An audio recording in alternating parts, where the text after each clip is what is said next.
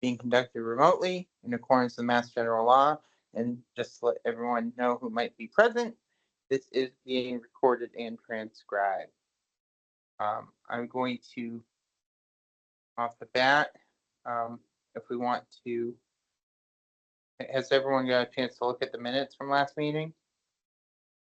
Yep, I wrote Yep. them. Yes. All right.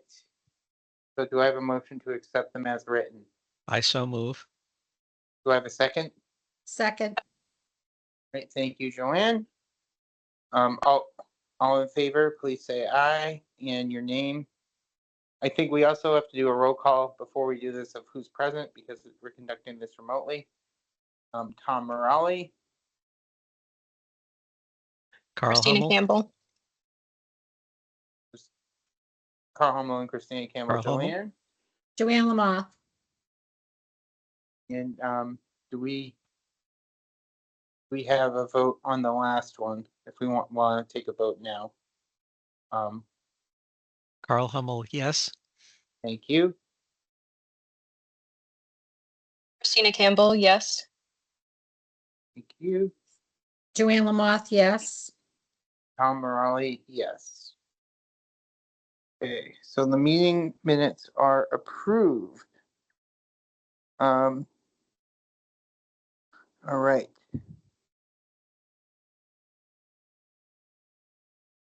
Now, I know we got a request from the select board. I want to move that to the top of the agenda to review the political sign bylaw. Do you know anything about that, Jason?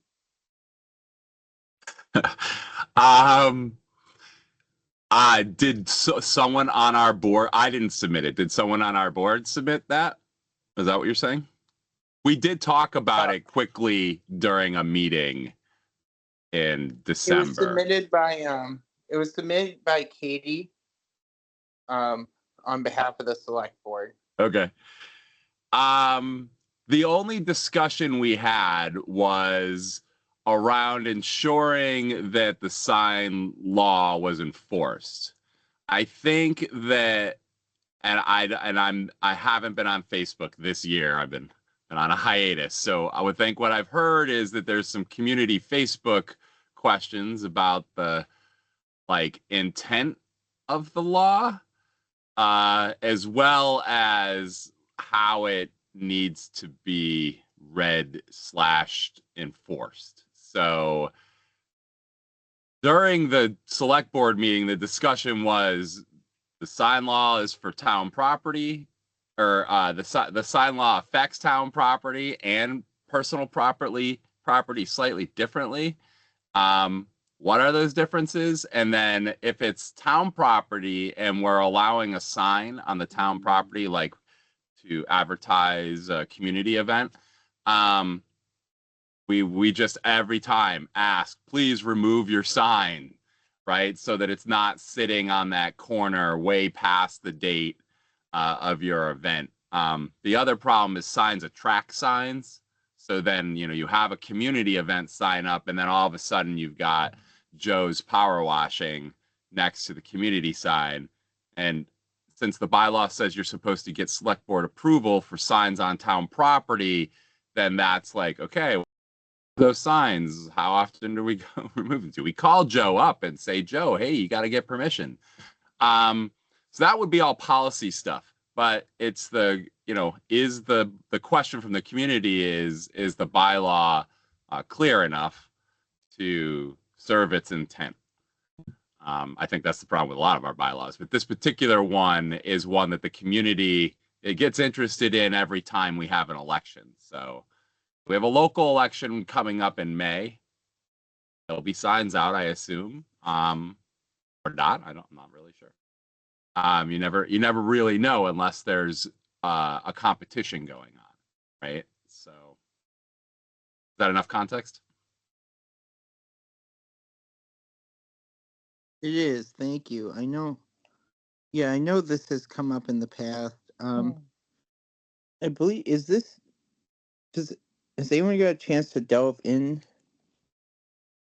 at all? Just happen to I'm not saying I asked you guys to, but has anyone delved into this before?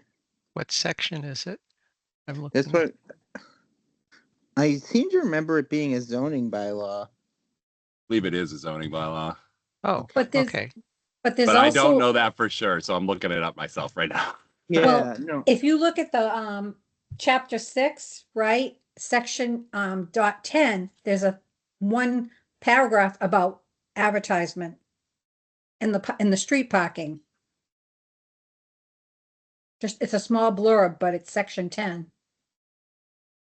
I don't see section 10 Is in that the no copy that we person got from the shall clerk. nor paint any advertisement on Correct. any nature upon any town building, fence, guidebook without written consent. Yeah, that's slightly or probably overlapping with the other one, I imagine. Right, this is the one that basically says you need to get permission from the select board in order to put a sign on town property. But then so that's a good clarification, which is then there's also the zoning bylaw, which let's look up that one. Sign.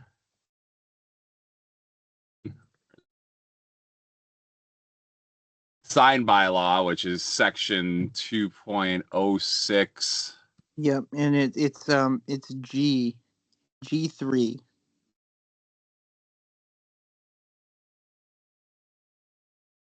So political signs having reference to a candidate for elective office or public question may not be placed in a public way, may be placed on private property with consent. Yeah, I'd like to get town council's input as to whether that's a violation of the First Amendment, especially since the First Amendment is most directly and critically applied for political speech, and a sign on private property is most definitely political speech. Yeah, and so since this is in the zoning section, Yeah, it's something that we have to kick over to them, but there should be, I don't think it's, sorry, I jumped on my work PC. I don't think it is, it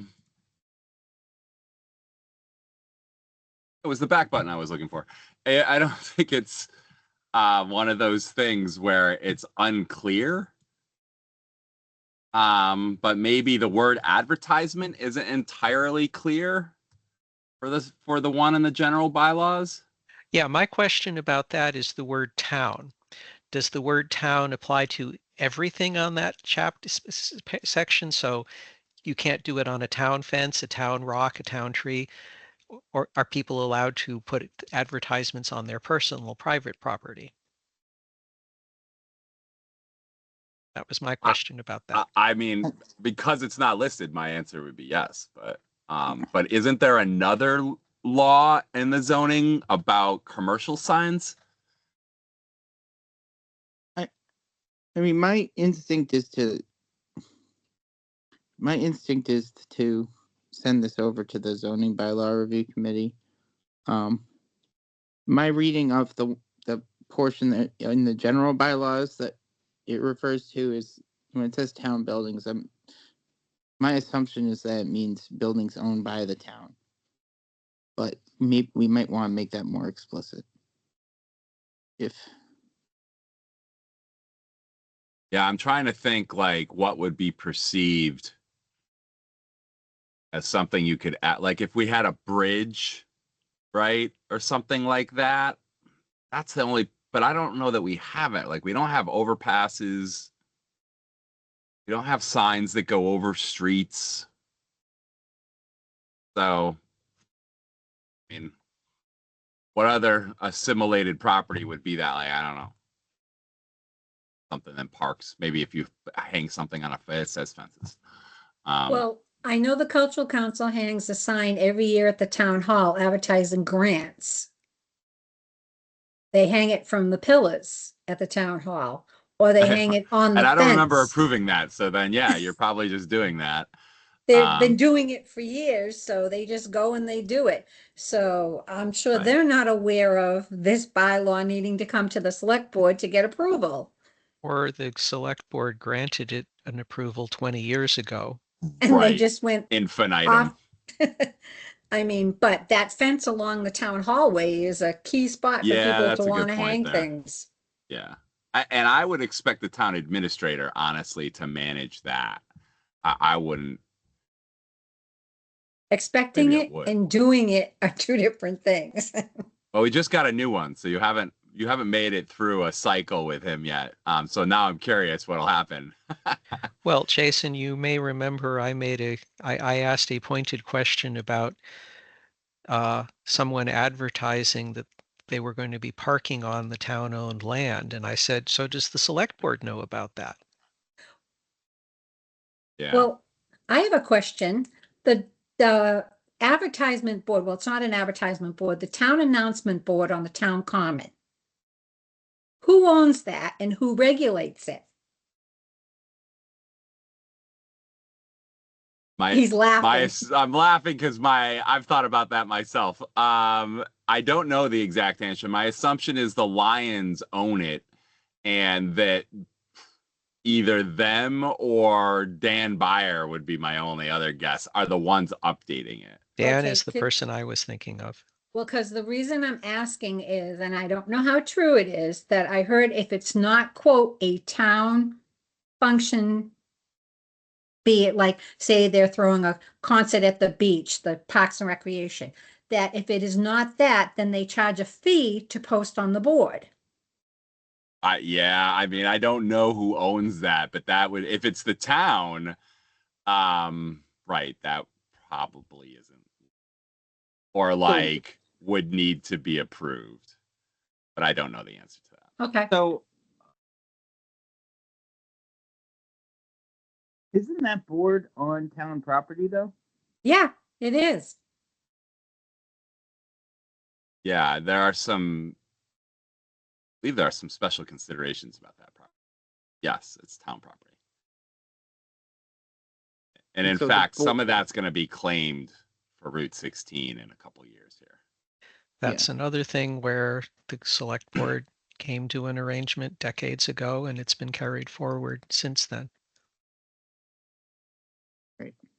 Yeah. So, I mean, I guess if we're going to approach signage, like, for example, the portable sign, I mean, that's like public safety and highway, and they decide.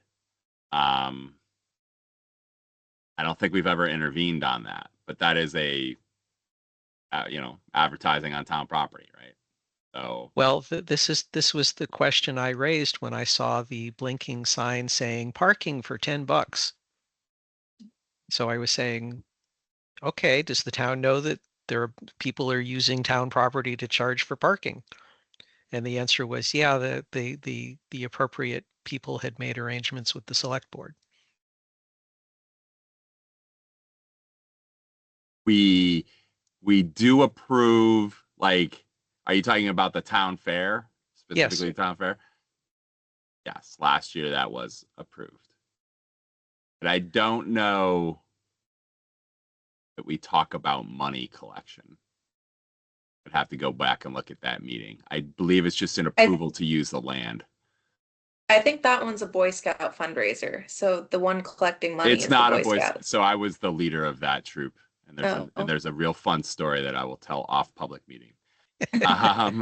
But it's the Lions, it's another Lions Club thing. They run that country fair event, and they collect that money, and then whoever is running the parking usually splits that money with them. And this year, I believe it was the police auxiliary came and helped out. I don't know who took the money then. I assume it would be 100% to the Lions.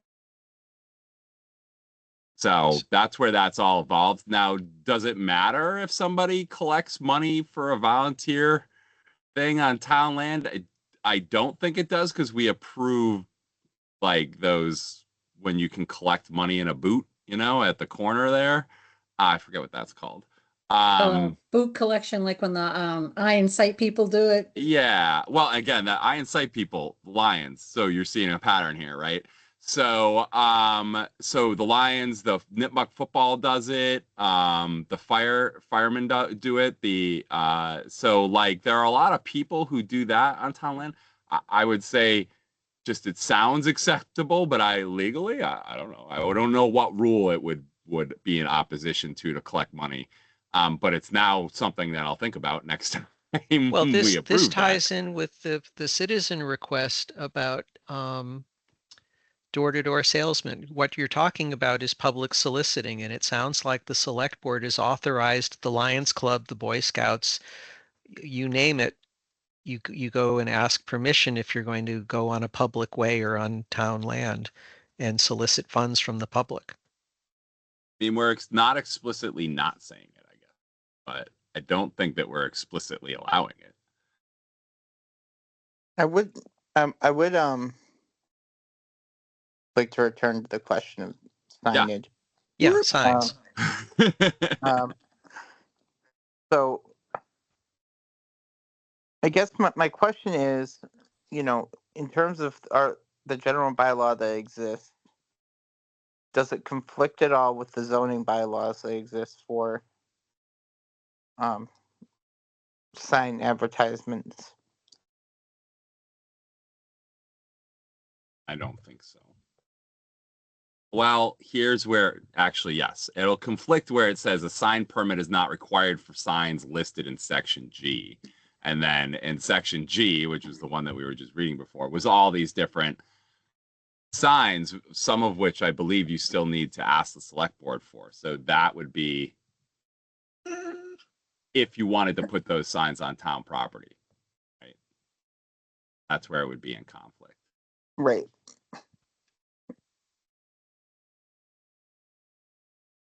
Is the police department authorized to remove Sorry, unauthorized is there- signs?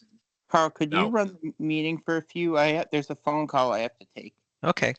All right. So my That question, just recently came up, and the answer to that was they believe no, and that the person responsible would need to be some sort of zoning enforcement officer, which would be under the building inspector's purview, basically. okay, so that's Or an something that, agent, I guess, of that. well, that's something then that we would have as something written in that if the police chief doesn't feel he's authorized to do it, then if we're having a new sign bylaw update between us and the zoning bylaw, we would want to make that clear.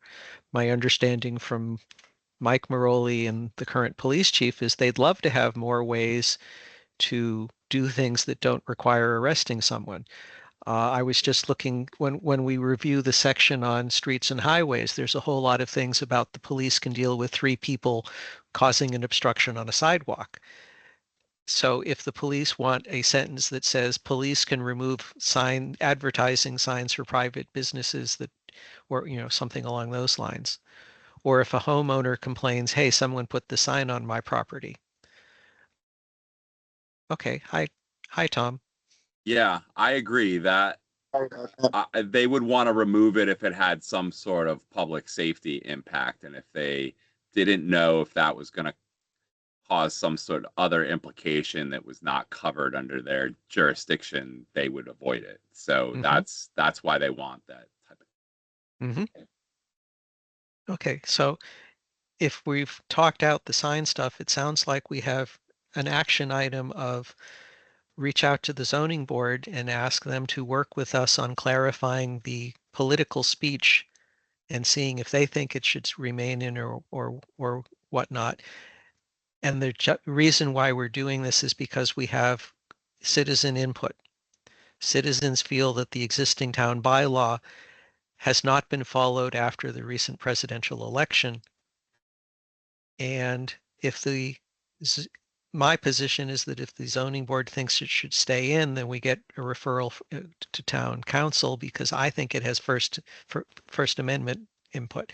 I believe that if we tried to litigate that, we would lose badly. Yeah, but I want to get the lawyer's opinion. I don't think we should pursue anything that limits someone's right to speech, especially if the reason is because we don't like the way it looks. So I understand that. I empathize with it. I don't want a giant political sign in my yard, but I don't feel like the town government has the right to restrict an individual on their private property from Exactly. saying what they want. Or religious speech if someone has Or like religious John speech, yeah, John X.13. Exactly. We should. So another action that I have documented is to check with the police on if they would want to have a bylaw language added for them to remove signs from public property or public ways, town Public property, ways, public yeah. ways. It's mainly and then- street corners and stuff that are like, ooh, is that the towns? Is that a Yeah. byway? And then the third action item would be for either Jason or Tom to say, the Lions Club and Boy Scouts are currently doing public soliciting. Do we want to address that as part of a wider public soliciting bylaw? Door-to-door salesman question. That's something I can bring back to the select board. I'm sure that's Yeah. going to be a lively conversation. Yep.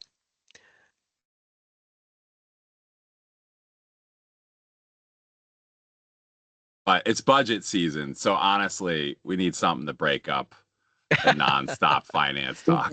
The T. Kersey was going to come tonight. I'm just sending him an email to find out where he is. Yep. But So another question is who owns the bulletin board on town property, and who can you give me an address for that? Memorial Square, Route 16 in North Ave. Yeah, I think Route it's like 16 zero North. something. What's the address of the museum building there? I'll just say Route 16 in North Ave. Well, I remember in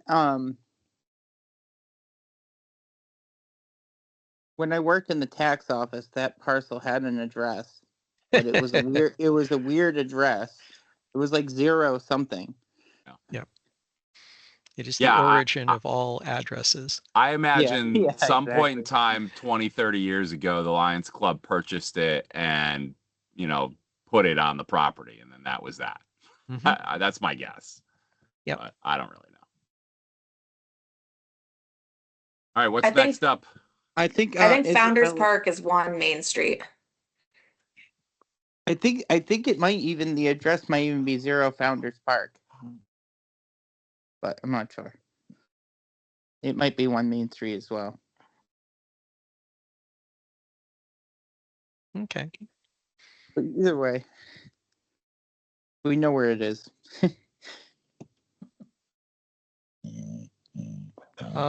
Jason, you have some other action items. Are you going to stay for the whole meeting? You're on mute.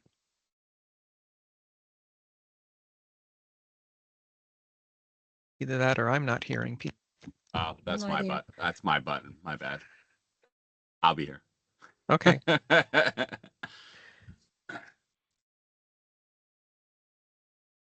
Tom, are you back to running the meeting, or do you still need me to do it? Yep, I'm Okay. back. So moving on. Do we want to address Jason's open agenda items? Well, let's get Isabella because she's here and she doesn't need to stay for the whole thing. Okay. I'll go on mute and eat my dinner. That works for me. Isabella, are you there? Yeah. Welcome. So a few weeks back, you put in some requests for us to look at some bylaws.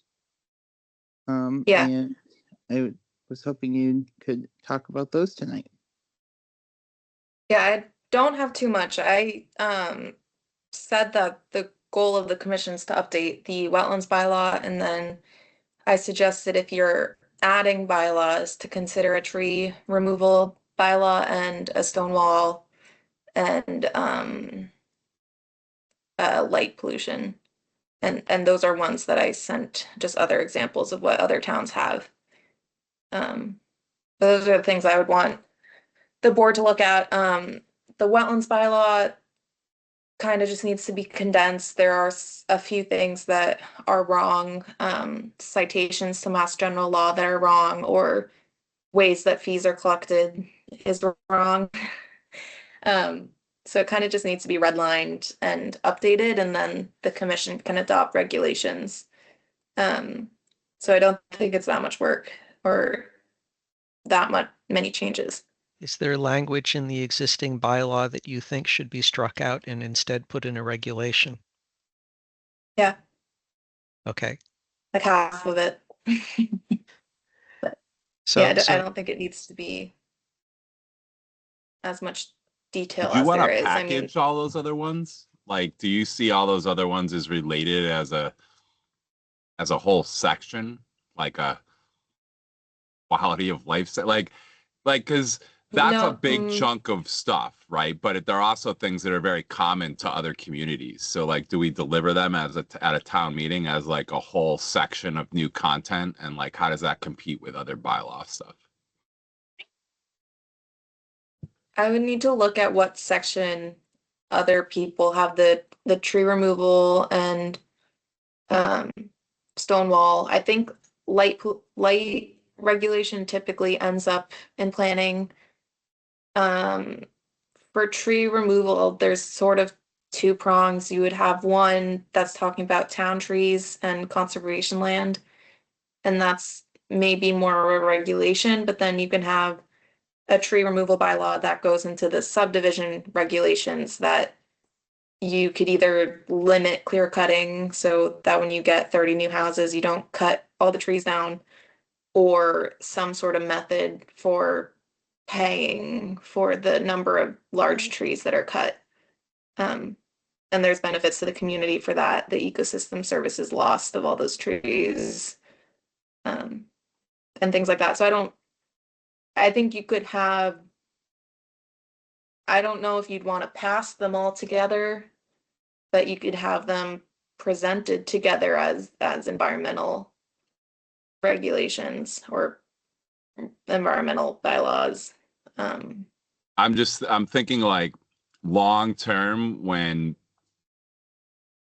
past the current town meeting, when people are seeing new bylaws and changes to bylaws come in at a more regular pace, like I don't know what the effect on the community is by doing that, but like if you wanted to bundle, if the bylaw having to do with light pollution and noise pollution, right, two different types of pollution that we're not handling right now, if we put those together, does that change their acceptance to the community? So like if you take them apart and you did one in the fall and one in the spring, but they're related somehow, does one not get passed because the community is feeling irritated about passing bylaws over and over again?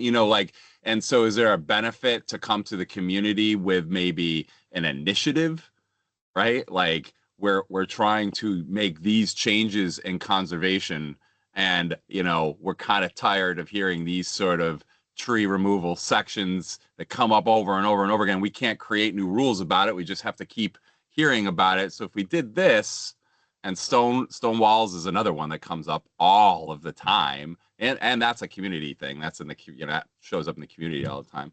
Is there a way to come with more of an act to the community that would make it more successful, or do you think that that's too much weight for the community to carry, and we should just disperse them over a few years worth of meetings? I don't know the answers here. I'm just sort of throwing those out there because as we do more and more of this, it could just become political just because it's happening, and for no other good reason other than that. And I would want to avoid that. And so how do we talk about it in a way that gets conservation to be more streamlined so that you can do more regulation, but also so the community can understand why these general sort of things need to go in place. And it's not like you touch one rock on your rock wall and then the chief shows up. So we're trying to balance all that. Yeah, I think the wetland we're updating the wetland bylaw It's really corrections and cutting some stuff out. So I think that one people would be fearful that we're taking stuff away. But really the commission has to have their own public hearing process and get the regulations adopted. I think noise and light pollution, you could do those at the same time because those are both things that I hear from the community a lot. We get foot traffic in the building department a lot about solar panel lights and floodlights and automatic lights coming from people's garages and those kind of things impacting neighbors. And then large developments, and light pollution, having that as a bylaw can, there's a lot of wildlife and vernal pool species that would benefit from having light pollution regulated. It's something the commission would be able to regulate or to reference in their permits moving forward. But I don't think while light pollution and noise pollution are environmental hazards, they're not necessarily environmental because they're also the good and well-being of the community. Yeah. I think those ones are easy if they say the right thing. Yeah. I think if there was interest in a subdivision rule about tree clearing, you might get opposition from developers who it's much easier to cut all the trees and it's more profitable. But I still think you might get, I think It's more profitable because they're harvesting those trees or because the homeowners pay more for the cleared land? they're harvest the harvesting the trees, but then they also cut and fill and spread the land even. They can move the machinery all over. They're not navigating around trees in the same way. Oh, you're talking But the about homeowner like might my yard, like pay leaving the trees throughout the grassy area to create a more diverse sort of front yard ecosystem, right? Like, okay. Yeah. So I would, if I was buying a house, which in 20 years, but some people want those, a nice yard with lots of trees in it, and neighbors who have these subdivisions going in, I think it would be nice because then it's not a stark clear cut, all the trees in your area are gone because the new house went up. Some of that might be protected. Does it Or changes? All right, go ahead. or the community is getting a monetary payment for the loss. Right. I was also thinking because I was talking to Carl earlier about water, and it also changes the flow of water in an area, right? When you take all the trees out. So that's another thing that comes up a lot. Hydrology. Hydrology. Thank you. Yeah, it's All right. you lose a lot of water retention and flood mitigation when you lose the trees. So if I can summarize 2 different action items. Action item number 1, update the Wetland Protection Act. We would ask Isabella to come up with some red lines. If she wants to redline significant stuff and ask them to get moved into the regulations, we would ask the Conservation Commission, me, to ensure that those regulations were passed prior to the town meeting. So our story at town meeting would be, these red lines are no longer valid because they don't match state law. These red lines have been moved to the regulations which have already been approved or are being enforced. So therefore you can pass this without being worried about losing coverage. Does that sound like a reasonable plan? Yeah. Okay. I guess I'd be looking for when warrant articles are due, to kind of think about the timeline. We would discuss whether we get this done for spring town meeting, annual town meeting in May, or whether we plan this in the future. The second action item that Isabel is talking about would be environmental noise pollution, light pollution, tree removal. Those would be on a separate track, and we would think about them in terms of our overall calendar and when do we want to go to town meeting with what bylaws. Also, my question about the noise pollution is how would we potentially be able to loop in some kind of noise ordinance with that, or would that be something we'd want to look at completely separate? Noise into the wetlands protection should be different. I Okay, consider them two separate tracks. We may end up having them both at the same town meeting, but they'd be, well, I'm talking the noise pollution. It's just the language. It's the same thing. Yeah, Yeah. yeah. I think a noise pollution ordinance. Yeah, is noise what ordinance. I'm. Like the bylaw would be the noise pollution, you know, the general rules around it, and then public safety would need to derive how that is applied. and we Yeah. have the police chief for when we get to that discussion. Right. So the tree removal bylaw and stone wall bylaw, I think I'll make sure those get added to our list of things to put on our to-do list. I have a quick question about the tree removal, because I only heard parts of it. So what are you trying to do when someone has a house lot and they build a house? Are you trying to get them to integrate trees into the landscape and leave them alone? Yeah, so there's a couple. So there's two kind of I said earlier, but two different trees. So one talking about town properties and kind of our public shade trees, but then the other one could be a subdivision tree bylaw where, you know, a new house or a new subdivision, you'd have the developer inventory all the large trees. So you could say at diameter, breast height, so eye level, any trees that are 2 to 4 feet wide or larger, you know, you'd need to tally how many of those there are and which ones you're able to leave rather than clear cut the whole lot. Gotcha. And if, you know, if the house is going right where the tree is, you could say $100 for each tree, or that's just like a number, but or replace however many large significant trees, you know, plant new ones. That Gotcha. sounds And like there is an example that I submitted with the form, but that's what I'd probably, if you would want to get it suggest. passed, I'd probably stay away from fines and maybe do like new tree plantings, because obviously this has to pass at a town meeting, and it's hard enough to change things to begin with. This town has never liked change, and by the time they get to the end of the meeting, they're always passing over every bylaw because they just want to go home. But with something like that, just because we don't have utilities in town, it makes it hard for the builders to save certain trees, because you got to dig the cellar hole, obviously, and then all the utilities, and then you have to put a septic system in because we don't have sewer.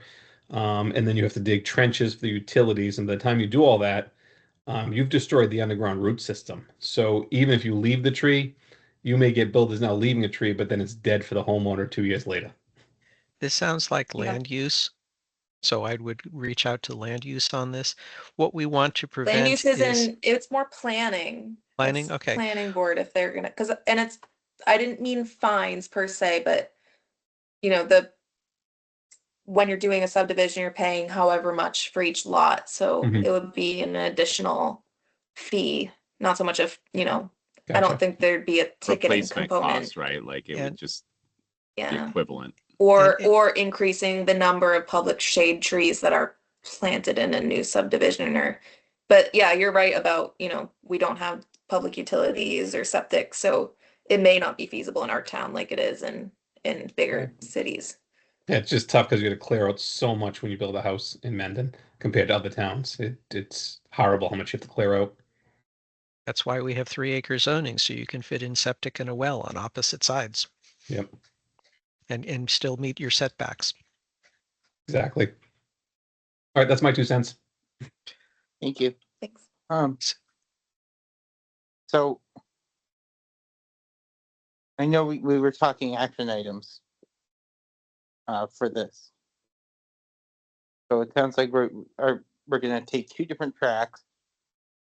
And we're asking Isabella to come back with some highlighted some red lines on the removal bylaw. And that our suggestions will be based upon those. I mean, my suggestion to the commission has been to hire a consultant to help draft or redline the bylaw and draft regulations. So, but I guess if there's 5 more, the commission and this group reviewing the bylaw, I know that it was piecemeal together by copying other towns when it first Mostly got passed in 2012. So Mostly Upton. but Upton's Okay. is different. So I can go and ask the chair of the Conservation Commission to talk about hiring a consultant and getting it on the next agenda. Don't talk to him too hard, because I might worry a little bit about you. I have different Send a hats. strong worded email. Yeah. Okay, so Isabella, we can talk about that tomorrow night at the end of the meeting in the good and welfare section. See how other commissioners feel about it. And now, what's our action item for the second piece with the noise and light pollution? Well, we're going to talk about noise pollution next. The action item is, after we discuss noise pollution, is to think about whether we want to fast track light pollution and do that at the same town meeting as we do the noise ordinance.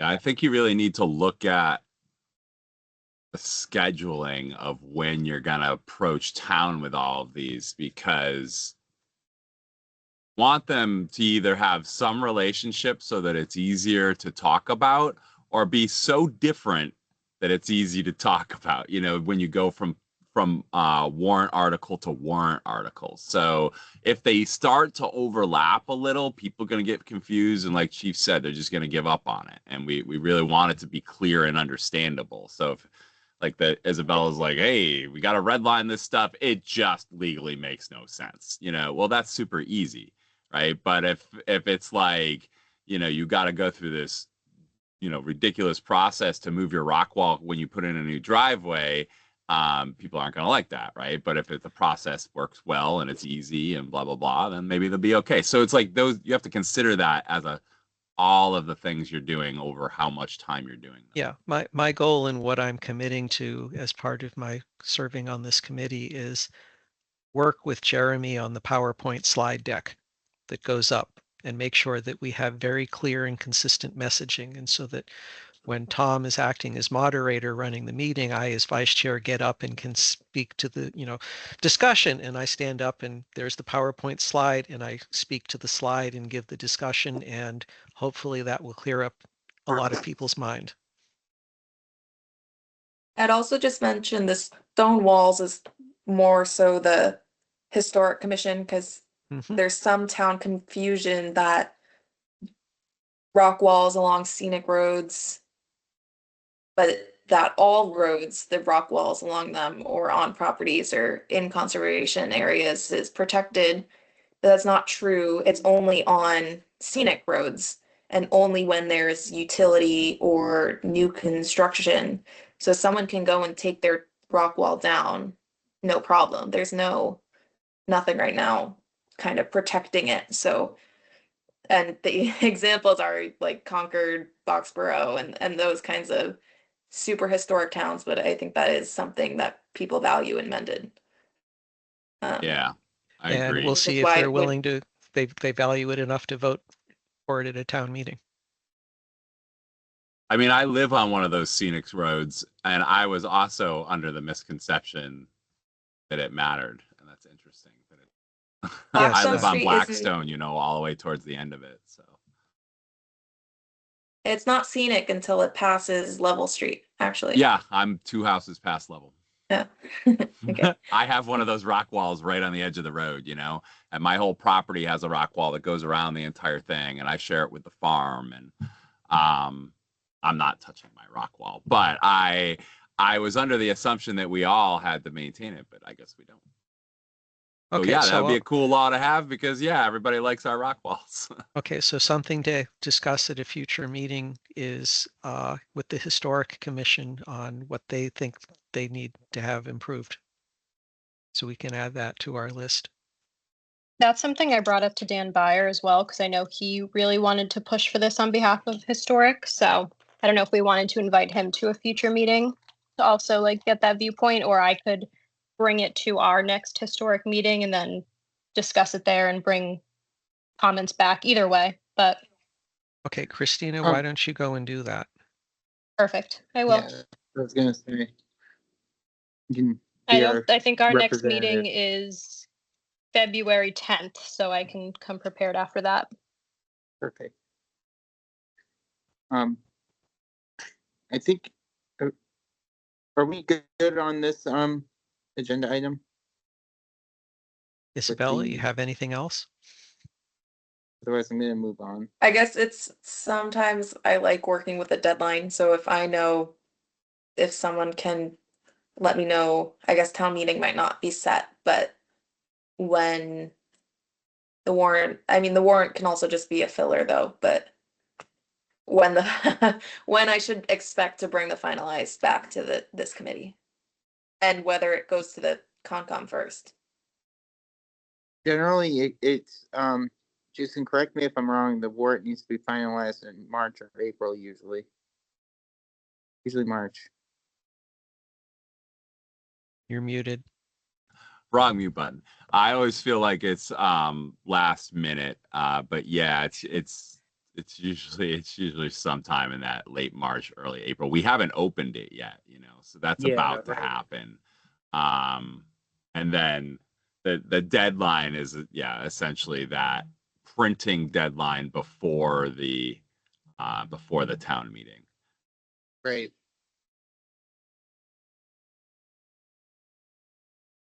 So yeah, aiming for the end of March is very soon. So I don't know how much can get done by then, but I do imagine that stays open till mid-April, or the first week somewhere in there. I always thought that generally like the very end of March. Yeah, I mean But- last year it was like March 29th, but I think it really just depends on how those weeks fall. But I haven't looked at it yet. That's think at definitely a least all the- Jeremy question. Yeah. I mean, it also depends on when the warrant opens too, because I think you got X amount of time from when the warrant opens. I've added an agenda item for a meeting second week in February. What do we want to get done in the March town meeting? So Okay, we'll have a that- serious that works. discussion about scheduling. That works for me. Okay. So Isabella, did that answer your question roughly? The second part was, would you want the commission to approve it before coming to this board? Carl, Concom. what are your thoughts on that? I mean, my thoughts are generally the Conservation Commission's the ones who have to deal with this, but Yes, so the timeline would be Isabella prepares the redlining. I read it and say I like it, and then the Concom agrees with me, and then at that meeting, we'd also adopt the regulations that she recommends, and then we would bring it to this committee for getting it on the warrant. Does that make sense? yeah, that makes So- sense to me. So Isabella's two actions would be to redline the WPA and prepare regulations. And if she wants to delegate that to a paid professional, then we get that done. Yes.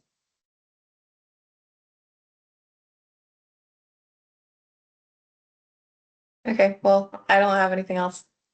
Okay. Thank you very much for coming, Isabella. No problem. Bye. You are relieved. All right. Next up is our noise ordinance discussion. We've been having kind of ongoing. Chief Kersey is here to discuss public safety's role in all this. We'd love to get your thoughts on what mean, sort of your take on it. What kind of a bylaw you'd like to see? How it can be enforced? That's basically, we'd love to just pick your brain. All right. So, I mean, I can pull some from other towns. I think that'll be the best resource.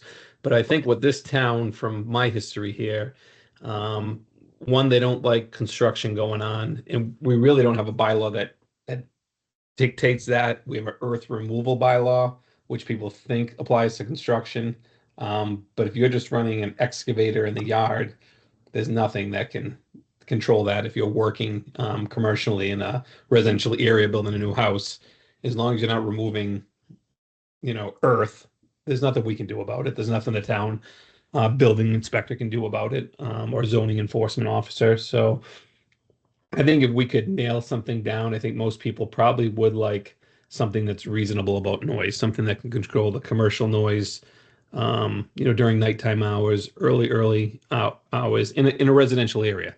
If you're in a commercial area, you're in a commercial area. You can expect to hear noise in a commercial area.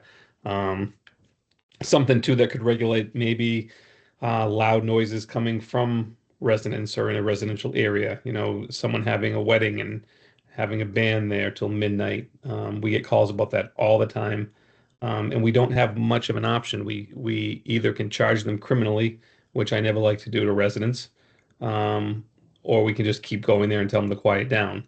And sometimes we have charged people criminally, but that's really not the avenue. I don't like to charge residents, but if we had avenue to maybe cite them a fine and have more authority to close them down and deal with it right you there. Want like a number, like a decibel meter to stand out front and say like, hey, we've hit this at 100 yards? Is that like the type of specificity you're looking for?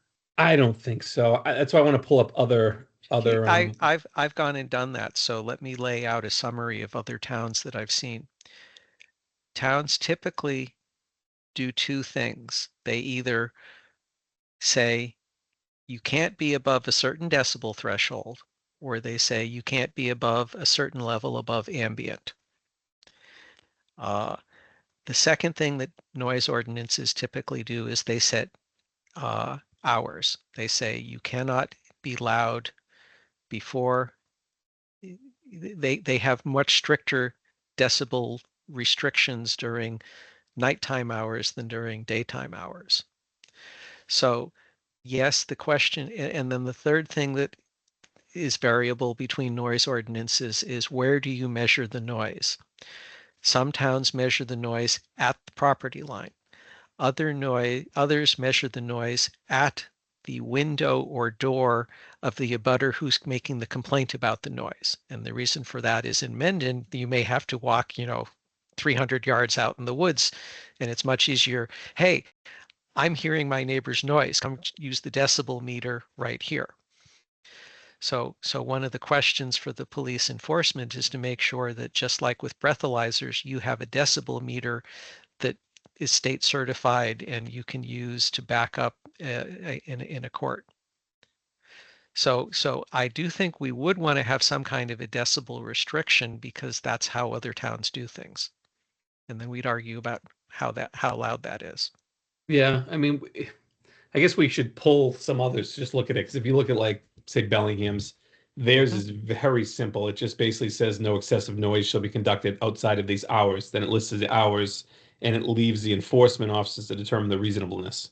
And usually that comes down to call volume. So, if you have 5 complaints on it and now you get the 6th complaint, you can justify that, hey, it's kind of with Mass General Law.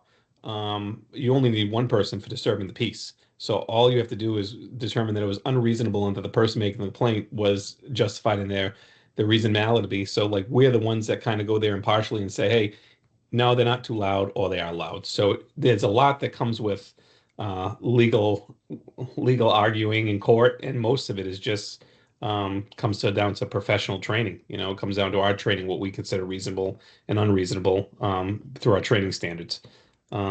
Is this something that's abused? I mean, that's the only reason why I would see. I don't see how this would happen in our community, but this is one of those things where if it doesn't have a metric behind it, then the police get to make a judgment call, which you may or may not agree with. And like you say, is very hard to argue in court. So like, does it have potential to be abused? If it does, I would want to put metrics behind it. So like, and I don't know, I'm not a police officer. I think once you start putting metrics, it actually, you can get more arguments in court. And this isn't going to end up in court anyways. If it's a bylaw, it's going to end up in front of Ellen. It's not going to end up in court. So Ellen it would actually be your town clerk who's going to be your jury and judge to determine the reasonableness of what the police officers or the zoning enforcers. Okay, well, that's good. That's good to be clear on. This may be why some towns say no louder than X decibels above ambient noise, because then you get to be very fuzzy about what ambient noise is. Exactly. So we'd look for your guidance on how that language would be crafted. Because you could have, Mendon's very, very different parts of the area residentially. So you could have some place where you could have something that's, decibel reading off the roof, but there's only one house by them and they're really not that far away. And you go to that house and say, geez, I can barely even hear them. But then you go close to the property line. Yeah, they're loud as can be, but no one's around them. So do we really want to, inhibit those people from doing something on the property if they own 50 acres and they're in the middle of it? I think we're looking lately in this country as less restrictions. So I don't think we want to restrict those people. But then you go to, I don't know, George Street or Neck Hill Road and everybody's on top of each other and you have the same noise. That's a problem there. And that would explain why some towns measure at the window or door of an abutter rather than a property line. I mean, you wouldn't want it to be perceived as preferential treatment. I hear what you're saying. Like, yeah, I'm in the middle of 50 acres. Who am I bothering? But also, I now have an advantage that other people don't have. Well, you do because you own the property. That's a reasonableness when it comes to court. Because part of the metric is just reasonableness when you go to court. What's reasonable and what isn't? Here is another point that was raised when I talked about this with the chair of the planning board. What about parades? What about the fire engines in the parade going at very high decibel levels? What do we do if someone complains and says, hey, I'm hearing something above the decibel level? We want some way of maybe having allowable permits for fireworks displays or parades and things like that. No, or you definitely should, Carl. But most of these bylaws are always night hours. They're not during the day. So we wouldn't be enforcing things, like Memorial Day. We're not going to be enforcing something at 9 o'clock in the morning, because how do you then, like you just said, how do you deal with just a regular fire engine going down the street, just going to a call, or us on the police cruises going to calls? And at night we tend not to use our sirens because we don't want to disturb the public, and people see our lights, so we don't have to use the sirens most of the time. But during the day, people are clueless when they're driving. You got to use your sirens, and I'm sitting in my office sometimes, and the fire truck goes by. I'm like, holy crap, is that loud? And I'm in a brick building. This is like a no Jake break law, right? Yeah. Yeah. So in terms of action items, Chief Kersey, do you want to be responsible for going and reviewing our peer communities ordinances and coming back with a recommendation? Yeah, absolutely. Next Chiefs meeting, I can just get direction from what they have for actual bylaws and who has them, who doesn't, and then they can direct me, where in their websites to get them, and I'll print them all out and see kind of what fits Mendon. And I'll look at some of the communities that maybe don't touch us but are like us. We have other towns in similar size and zoning restrictions that might be similar to us that I can find those too. So if you were so loud that you needed something during the day to curtail somebody, that would be disturbing the peace. Correct. We always have an option with disturbing the peace and disorderly conduct. I'm just like trying to see through an officer's eyes and like where do I make my justifications and cutoffs, and like, yeah, you're so loud at 12 o'clock that like everybody is calling us. That's disturbing the peace. And obviously, the more, like I said, the more people you have to call. If you have a dozen people call and you tell them to quiet down and they don't quiet down, and and the people are still calling, well, a judge is going to look at that. They just look at a reasonableness and they say, what, geez, you disturbed half your neighborhood. The police told you to quiet down. Then they got 12 more calls on it. You wouldn't do it. And most of the time, they're not going to say, well, we need to see, a metric on it. They're going to say, no, obviously you pissed everybody off. You're guilty. Right. Okay. That makes sense, keeping it in that generalization. You're going to want to tell that story public. Like that's just a good Yeah. story to tell. And sometimes when you put, and maybe it backfires too. Sometimes when you put too many metrics on something like this, that's when people get all worried about it because they just think that you're going to be out there, and then they're going to bring up, well, geez, now we got to buy the police department sound meters, and we got to do this, and this is going to cost us money. And I agree that you need it. My goal is that if we present this at a town meeting, I stand up and give the justification. You as police chief stand up and say, I support this. And you already have the equipment in-house to enforce it. You've already got it in your budget to have bought the state certified decibel meters. And that way, that my goal in the town meeting presentation is we make it so that we don't have questions. We've answered everyone's questions. Yeah. And this one I think is an easy one because I can't tell you how many people come to me on a regular basis and ask if there's a noise ordinance or if we can have one put in place. And I know the select board members have that happen all the time. People come to you. So this is kind of an easy one. This was the poster child for why I twisted Jason's arm for a year to get the GBRC created. Yeah, this all makes a lot of sense. I just want to make sure it's easy for the public to understand the purpose behind it as opposed to another government rule. Do you understand? You know what I'm saying? Like I don't want to apply more rules that aren't needed, but I also don't want to ignore the fact that sometimes rules help us govern. So it's like that balance there. Yeah. The purpose is to allow the police to quiet an incident down without having to arrest them. Yeah. It gives us another option, another tool to use as a deterrent for excessive noise besides criminally charging someone. And that's the argument that you would make at town meeting after I finish my speech. And correct. As we work out the slide deck, you, me, and Jeremy would sit down and decide, what do I say, what do you say, and what does Tom as moderator say? Yep. Yeah, and Carl, we're all in the room together, so that's a pattern that I would love to see replicated throughout the warrant. That's aside of this meeting, I understand, but like getting better at talking to the public in a clear and succinct way should be a priority of a lot of us and often we write these warrant articles and they're so obtuse. Jeremy did a great job last meeting. He did. So maybe that's the answer. Just Jeremy talks to everybody. I mean, my rule has been, if you want to have a presentation, just make it available to me beforehand, and that can be your discussion piece.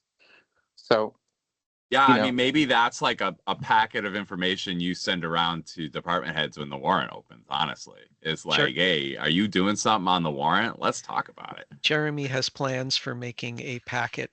Oh, great. That he prepares. He said that he didn't have time to do it for the fall town meeting, but he's I'm amazed he has time to do most of the stuff he does. So Jeremy, Chief Kersey, when is your next Chiefs meeting that you'd be able to get feedback from? We usually meet, I think, the second Wednesday of every month, so we don't have one until February, whatever that would be. I'll pull the calendar up. Because this is one of the ones that we would definitely want to think about getting for the May meeting. So probably February 12th is the next meeting. But you know what? I see some of the guys on a regular basis. I can just talk to them. And some of the stuff I can just Google. I'm Googling right now as we're talking. And Kyle, you're right. Some people just I like the ambient Yep. idea. It says 10 decibels above background noise at ambient level. That's Newton, Marlboro. So there's a few towns that do that, which is probably a good way of giving what Jason said, something that you can measure, but at the same time giving us some leeway to determine, it's instead of saying it's 110 decibels exactly from this spot. Yeah. I think a lot of smarter people than me have probably considered those two things. So the metric thing just comes up because it's something that people grab onto. And if you can still have leeway and numbers at the same time, that makes everybody happy. To answer what you were saying, the ambient noise on George Street or on Lake Nipmuc is going to be a whole lot different from the ambient noise out here on a windy day or a cloudy day, or a calm day. Like those are. So the reason why I'm interested in getting a date set, and Isabella says she works under a deadline, is this committee wants to hold a public meeting open to the public where we say, here is our proposed noise bylaw, come and give us feedback. Okay. And that's an important part that we need to go through before getting it on the warrant. When would you like it by, Kyle, so that I could backdate it to that? It's I a think question we'd of like it- working backwards from town meeting in May. I would try to get it done by the middle of February so that you can open hearing at the beginning of March and then get it onto the town warrant by the end of March. That would be my. Yeah. That gives you a The couple of second- weeks of our- flex room. Okay. How about our second meeting in February? So that's basically 1 month. I don't know if it makes a difference just for our numbers, but I won't be able to go to that meeting on the 26th. Okay. I think is that something you want to participate in, Christina? If you Or can you do it already- without me, that's totally fine. I just wanted to bring that up in case our numbers got skewed, since I know there's only 4 of us. But if you can do it, do it. I don't wanna hold think it the up. 3 of us can handle it, right? Unless does anyone else think they're going to be missing that one? Nope, I'll be there. Carl? I'm signed up. Yep. Yeah, I think we go ahead and schedule like all in for the second meeting of February. If we want it to be on the May town meeting warrant. Mhm. How's that sound? Yep. Okay.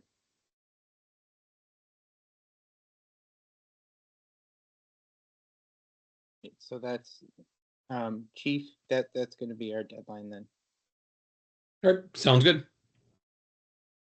I'll get you a copy of my draft minutes, and it'll have an action item list, and your name will be attached to one of them.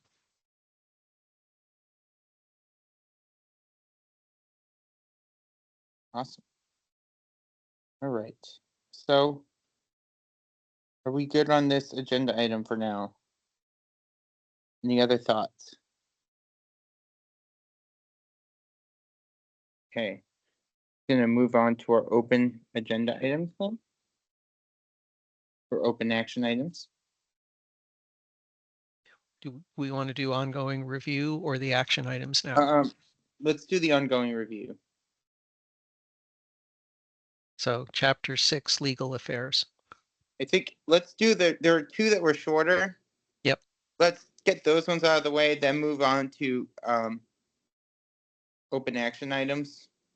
And then if we feel like we can keep going, then we can go back to the third open review one. That streets and highways. So legal affairs, any thoughts? Yep. Of course I have some. So that's the bylaw. Here are my thoughts of them.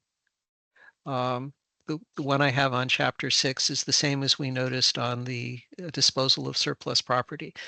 The limit set of $10,000 was 1986. Do we want to increase this? Jason, the select board is limited to settling claims up to $10,000. Do you think that's okay? Do you think it should be raised to 25,000 or 50? All right, so this is general liability claims. That's what it looks like, yes. Yeah. I probably that's a tough one. 50 maybe. How Just many thinking about a liability vehicle. how many liability claims have you gotten in the past 3 None. years? One. And And how it much was it? and it was way more than that. And it went to the lawyers and I went away. I don't know where it is.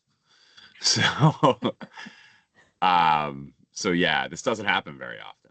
Okay, so then I'd put this under the category, if it's not broke, don't fix it. If you suddenly end up getting a bunch of $20,000, $15,000, $11,000 claims, then we would talk about raising it. Yeah, that might be one of those things that's taken care of for the select board and I don't know about. But I can only remember one time it coming up.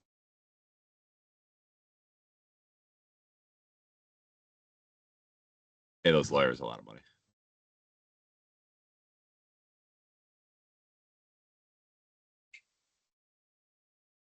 I mean, I'm curious as to why they set a limit in the first place.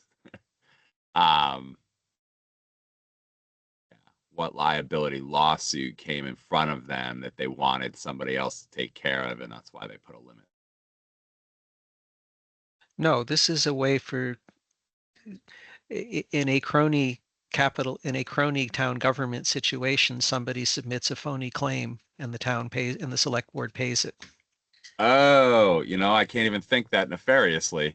That's what they paid me the big bucks to do. break systems that way. I hadn't even considered that.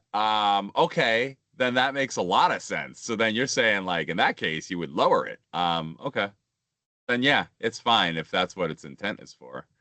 And the fact that the select board hasn't had to deal with it shows that the system's working. Yeah, exactly. That makes sense. Insurance fraud. An equivalent kind of fraud. Yeah.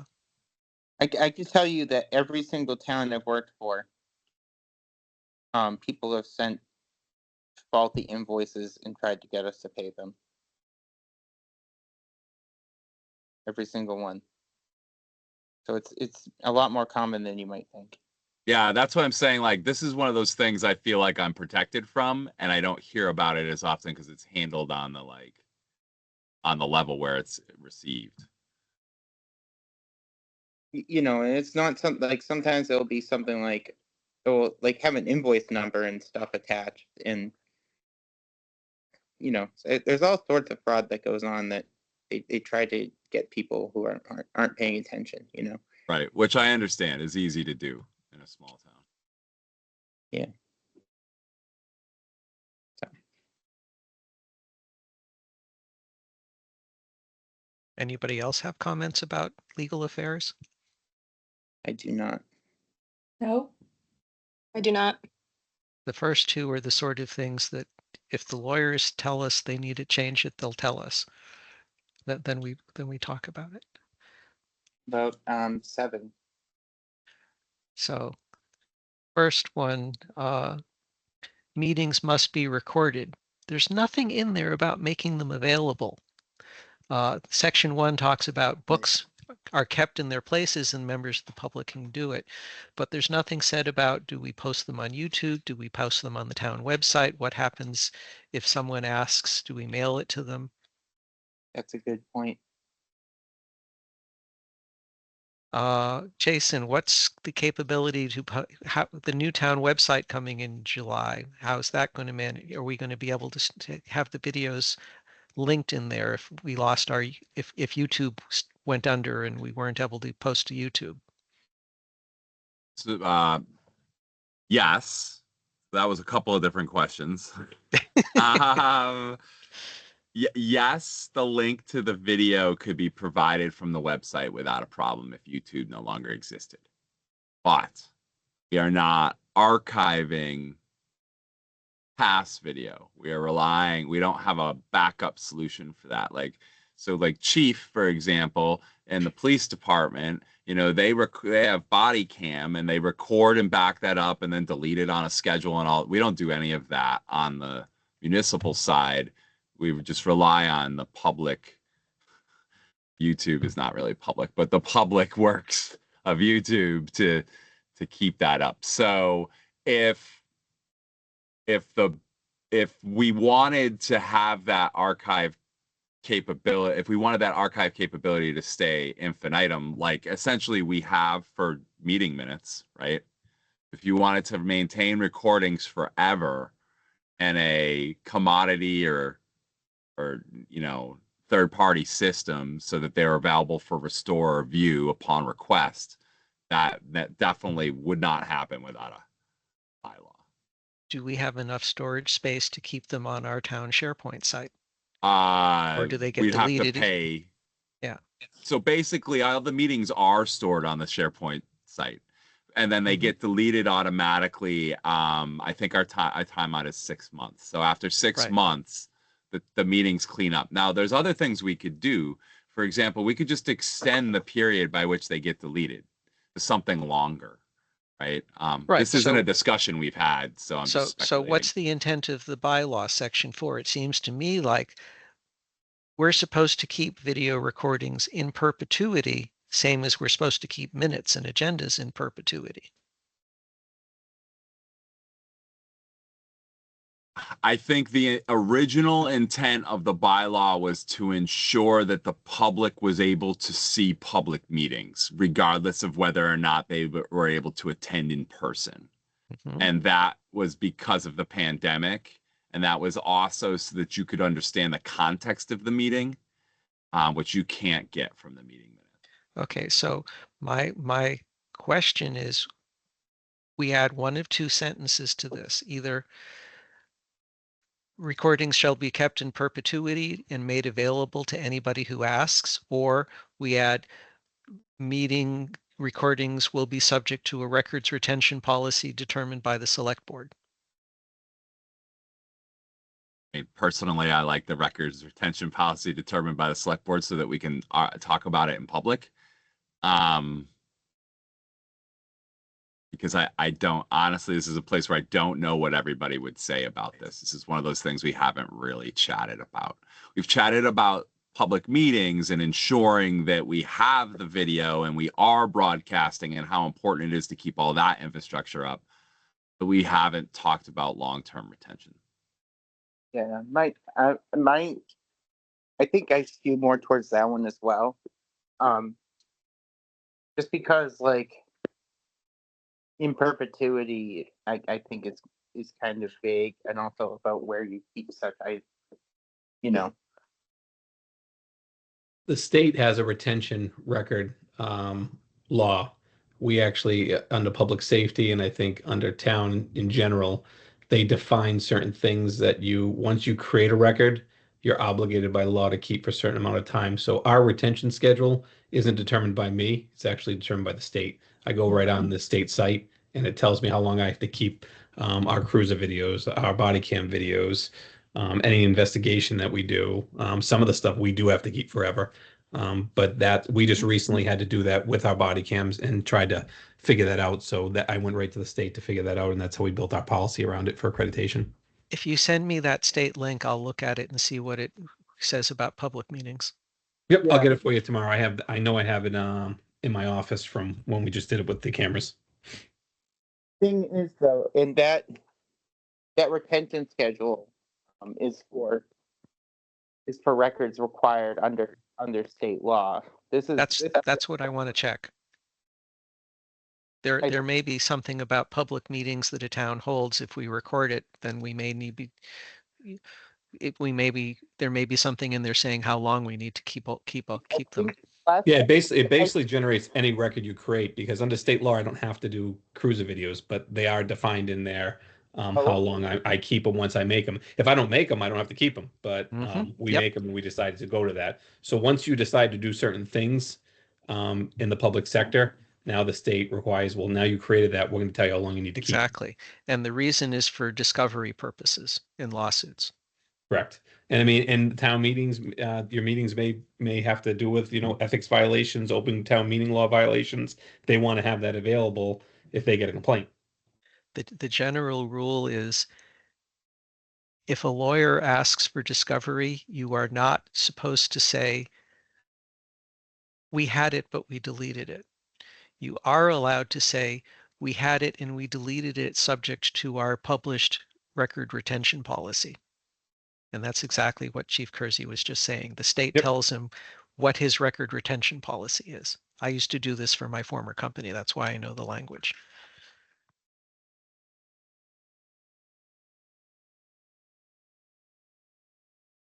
Yeah, if you could check that, Carl, that would be awesome. Yep.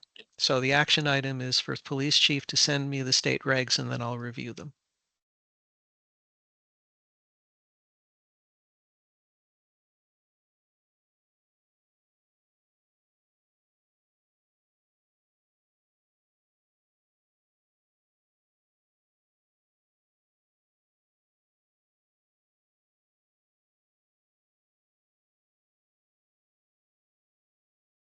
All right, moving on. Sorry, is there anything else on this particular section that we wanted to discuss?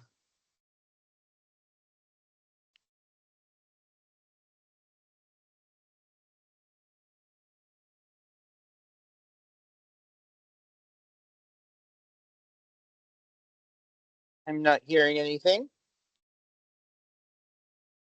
So, hold on. Moving on to action items. Sorry, can everyone hear me right now? Yes. Yes. Okay, making Okay. sure. Can All people right. see my screen share, which has the action list up? Okay, good. All right. So I did get on the select board agenda for the first meeting in February to discuss our process and kind of how we're doing things. What I'll talk to them about is our ongoing review, as well as some of the requests that we've talked to people from the community, as well as town government departments about. And also I'll talk about kind of the deadline we just set about trying to get things on the town meeting warrant. Anything else that you think I should bring up? I Anything mean, this list of things that we've been talking about, yeah, if you could summarize those concepts and constructs, like, hey, there's a couple of these bylaws, these are the ones, these are the things we were chatting about. We're not ready yet, but also we're trying to do this over X period of time, and we're not going to throw them all out at once and then disappear. And we're consulting department heads about their specific, areas of expertise, i.e., public safety. Yeah, it's that sort of executive level summary of what you're doing and how you're doing it, which is all good. So, yeah, as soon as you say the ones you're working on, there'll be chat, right? So, right? So yeah, that more or less is what I'm going to talk about. Just kind of give a quick overview, like high level overview of what we've been doing and what we've discussed so far. What is the finance committee? I'll discuss that when we finish going through the rest of them. It's a follow on to our previous meeting. so you're gonna want to get on like the March 5th meeting agenda to do the noise ordinance discussion, right? After you get all the feedback from Chief and you guys have talked about it. Right. Is that right? And that's what I think the idea is.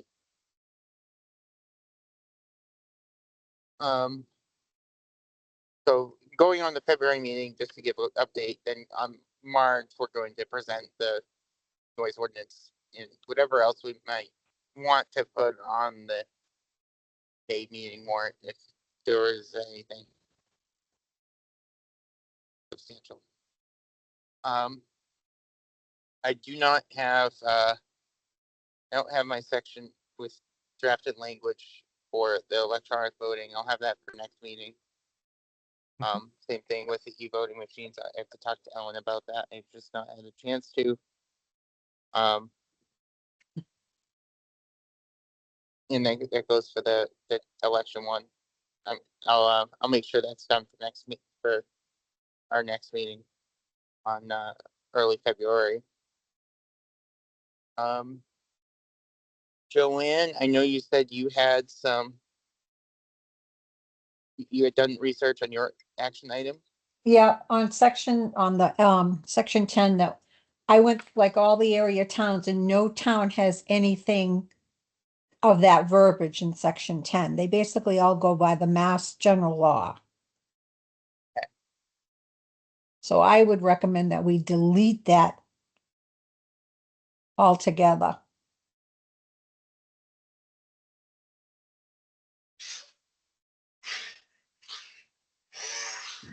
What's everybody else's thought? just to chat with the animal control officer quickly about it? What? No, we skipped over the kennel we safety did? law. We're talking about Talking about chapter, research how other communities manage conflict of interest to inform discussion on whether. Okay. yeah, chapter, Sorry. what is that? Chapter 4, chapter 3, section 10. Yes. Let me bring that one up.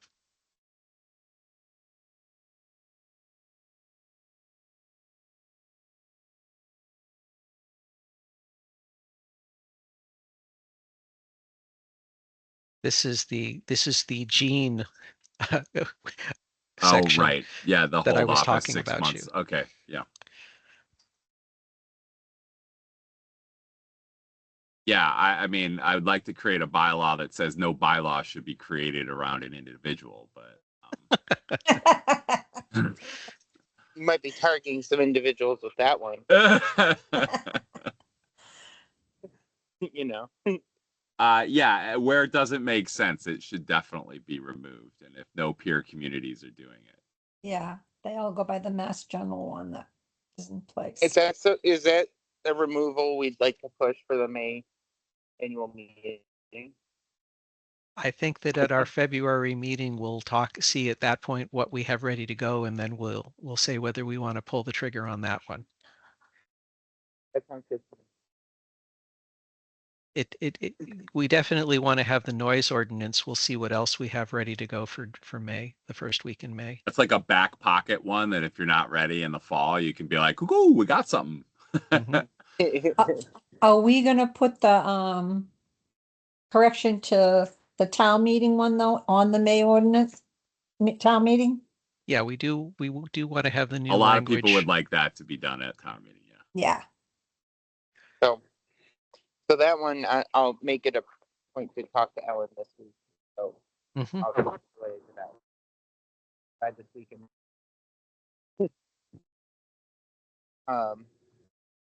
So go back to animal control. Yeah, animal control. Sorry, I missed that one. Yes, I went and reviewed the information that Ellen, the town clerk, mailed us all, and basically as usual, we're waiting for the appropriate state agency to approve regulations to enforce the law. So that's why I say we're just going to monitor and wait. Until the new state regs come out, we can't say whether or not our bylaw needs to be harmonized. Right.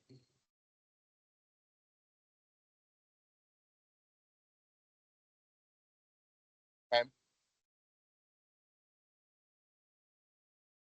So we're continuing to wait for guidance on that one. Yep. Christina, did you were you able to do some research on the scenic road bylaw?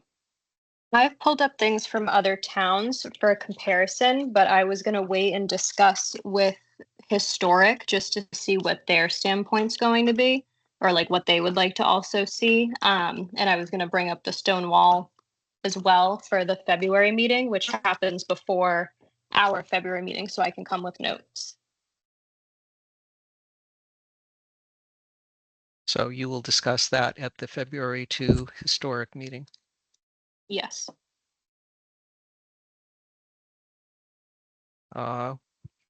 We should ping Ann Mazar and let her know that if she wants to get anything done in May, that she needs to get us some draft language. Tom, is that something you want to send or you want me to send? I'll send her an email tomorrow.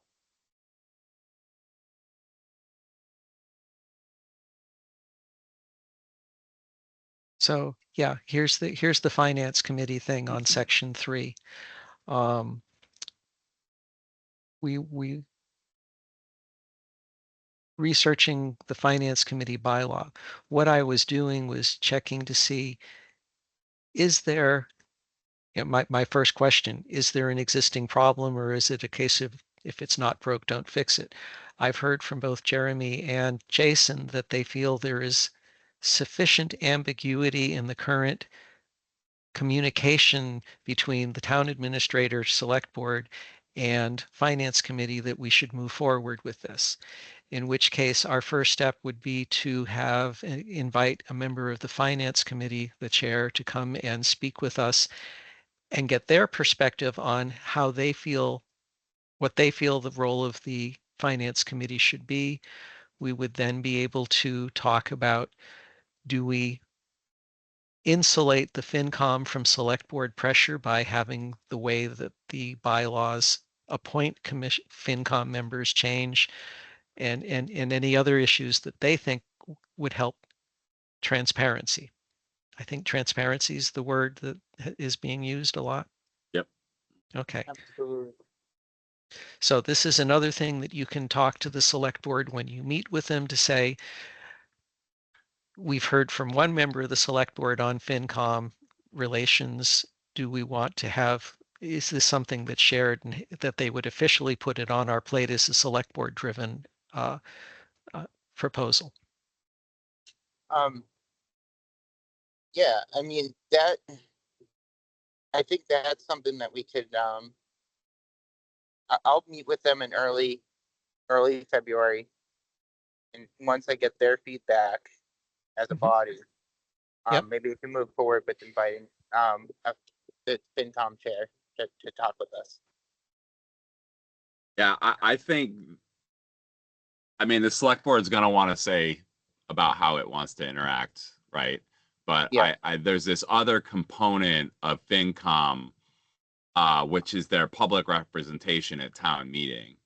And like, what does that mean? And where is their, I'm not saying in a questioning manner, where is their value? I'm saying like, how do they display their value to the community, and like what their mandate is, and how do they work with the town moderator to make sure that happens throughout the warrant process?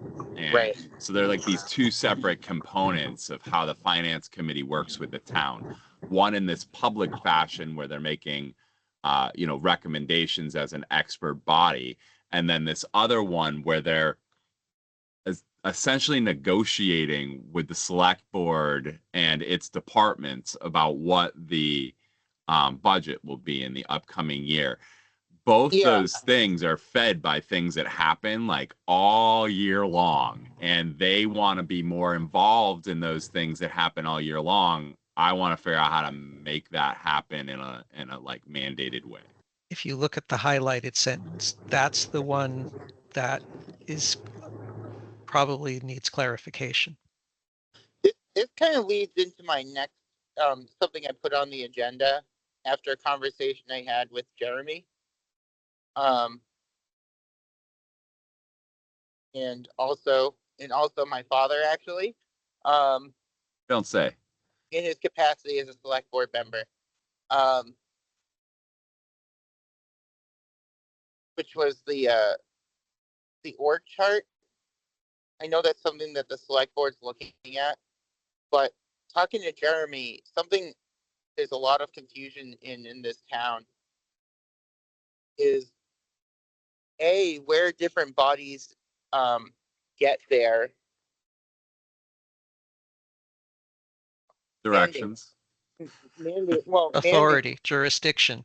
Authority from, where their authority derived, who their appointing authority is, and sort of if they fall into legislative or executive or quasi judicial functions.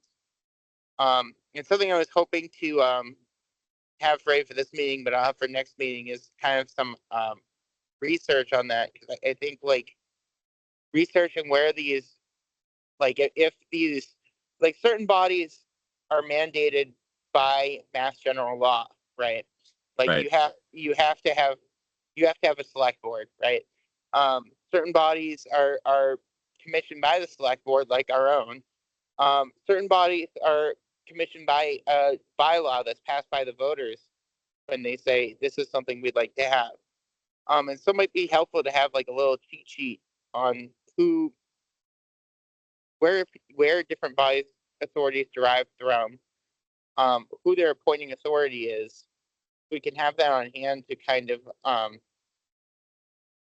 inform our discussions on this. So that's something I was hoping to do for this meeting, but I'll definitely have like mine. And it'll be a collaborative document too. So here's the status of the Conservation Commission. Towns do not have to have one. If they do, there is the Wetlands Protection Act, which describes how they are appointed, when people can be removed, and how they manage money and fees and stuff. Right. So like the town agrees to have one, and then the state says how it operates.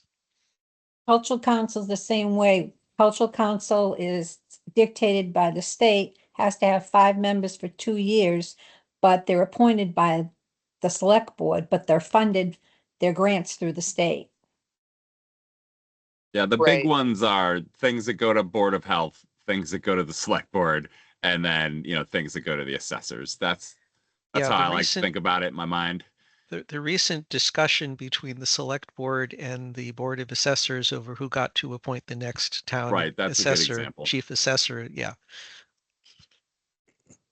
And we needed legal resolution on that. And so we are working with the Collins Center from the Select Board's perspective on, we've gotten various reports delivered to us about different organizational structures. And it's just that the only sort of diagram we have for that goes back like 25 years. So it's quite out of date.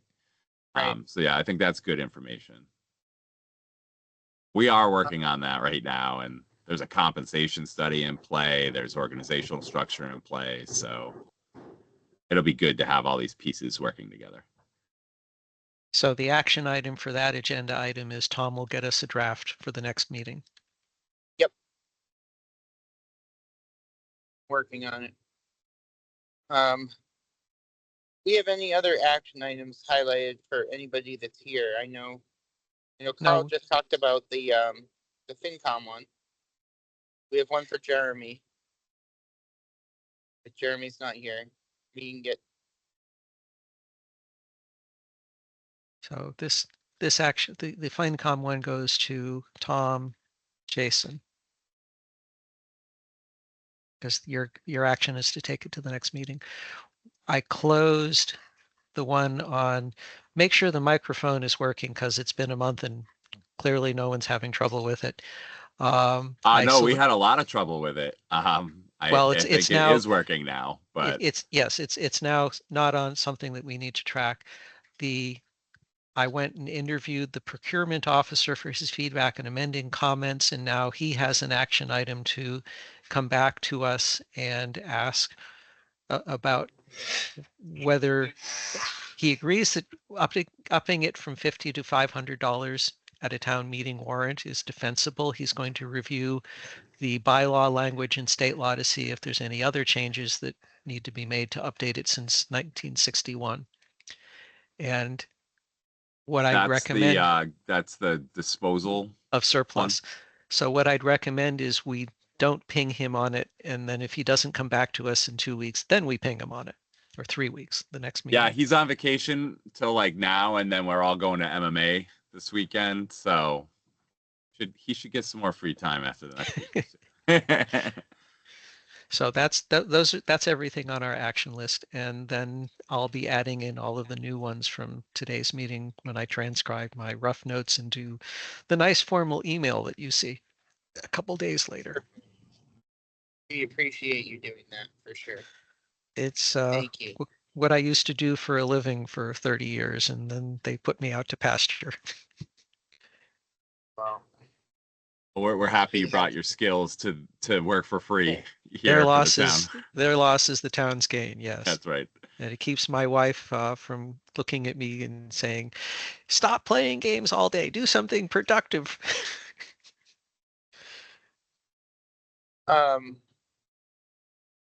So, the streets and highways ongoing review section. Do we want to move that to the next meeting? Yes. Yes. Yeah. Yes. We've hit our hour and a half limit. Do we think we want to add an additional one, or do we think that one's so long that we only want to do that one? Because we're also going to be talking to Kathy Schofield and Chief Bangma as well. Well, I would say assign the next section as homework, because the next section, I don't see why it's a separate section. Streets and highways is section 8, and then the next one is regulations as to streets, sidewalks. So there's an obvious.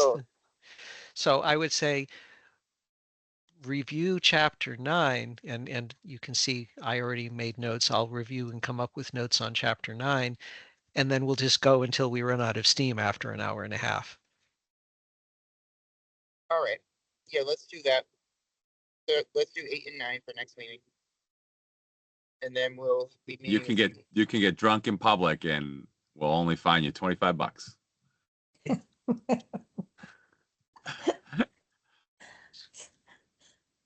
Yeah, Yep. there's some old bylaws in here, Oh right? my Well- God, yes. Well, one of the things we might want to do is there's a couple of very broad things we might want to do, like do we update dollar values? Another thing is every place in here where it refers to him, do we want to change that to gender neutral language? Yes. We went from board of select men to select board, and that required updating a whole lot of documents. Do we want to do another pass under the auspices of our committee to make it gender neutral? And I mean, so that's something that I mean, all it requires really is taking the document, doing a find all, mhm.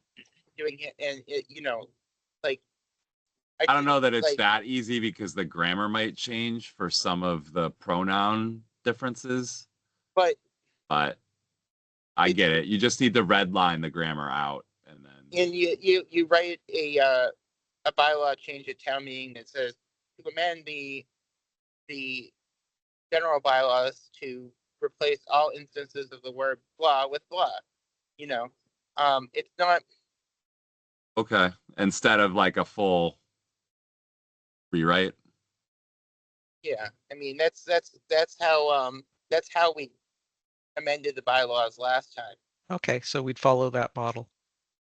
Yeah, last time what we did was we took to amend make sure, because when we did change to a select board, you know, it was going to affect all the bylaws. So That the way makes it was sense. the way it was passed was we would replace all instances of this with this. And we Mhm. put the zoning bylaw one first because that has to pass by 2/3, even if it doesn't look like a zoning bylaw change. It was a zoning bylaw change because you're changing the entire zoning bylaw document. So we put that first because if that didn't pass, then we weren't going to have the zoning bylaws not match the general bylaws, because that would have caused an even bigger mess. Yep. So, I would prefer not to have any language that's exclusionary. yeah, That's like my I preference. absolutely Yeah. agree. I want to put out there, but you know, before people say that we're going to be like rewriting the Constitution or something like that, it's not as difficult as it may sound. Okay. I'll add that to our to a future agenda. Make bylaws inclusive, gender neutral. And you can see here, there's a couple places where it says him and himself. We can go through and see if there's other examples in here. So that'll be an action item for me. Yeah, like we wouldn't want to imply that the moderator could only be a male, right? Like that's for not to imply that. Yeah, exactly. But so next meeting we're going over sections 8 and 9. We're talking to Chief Bangma. We're talking to Kathy Schofield. And we're gonna be wrapping up whatever open action items we have. Yes, we'll also get is Kathy Schofield still on the historic district? I'm not Yeah, sure. she's on the commission. Right. And I have an email out to her to come to our next meeting. She hasn't replied yet, but I'll let everyone know to like confirm when she does. Right. Well, we want to talk to her about the elected appointed bylaw and what the intent of the originators was, and then, oh, good, you're here you can talk about the historical commission stuff too. So I would add to this section under our upcoming meeting schedule for Kathy Schofield. I'd also add something in for historic.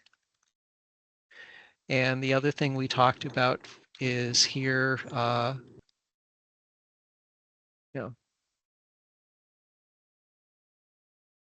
review May meeting proposals and whatever else I had in there. So that'll get updated in the next couple of days, and then you'll see a nice email mail from me with all of the links. At some point, Carl, not just yet, because they just got started, but at some point you and Isabella should chat with Katie and Jeremy about, I'm gonna mute you too, right? About oh, how did you unmute yourself so quick? Well, I lost my train of thought. Oh, so about the agenda creation software that we purchased along with the website, and so they are. I think it only covers a few boards and committees, like 10, but you guys are the Concom is very adapting to new technology, and you are doing notes in multiple boards. So the agenda software is like built into the website. It also presents a agenda view to each of the people in the committee and all sorts of voting, tracking. Gosh, it sounds like something the IT technology ad hoc committee could do something with. If only they were meeting on a regular basis. Only they had a leader with time. So yeah, so yes, that idea actually did come out of that committee, because they showed a demo during the website presentation that we were in, and later on Katie and I were trying to develop a vote tracking system, and I was like, this already exists in the platform we just purchased, let's take a look. We did another demo. She was over the moon about it, and so we're adopting it. But I think that having another person to pilot the system, especially one as studious as you, would be good. I'm willing to be an early adopter. Okay, so I'll mention that to them as well. But maybe next time you chat with them, you can bring it up. So do we have anything else that we'd like to add to this meeting tonight, or do we want to? Are we ready to adjourn?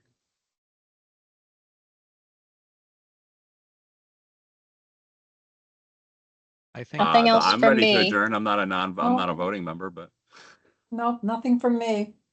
Nothing from me either. so. Let me bring up I lost the.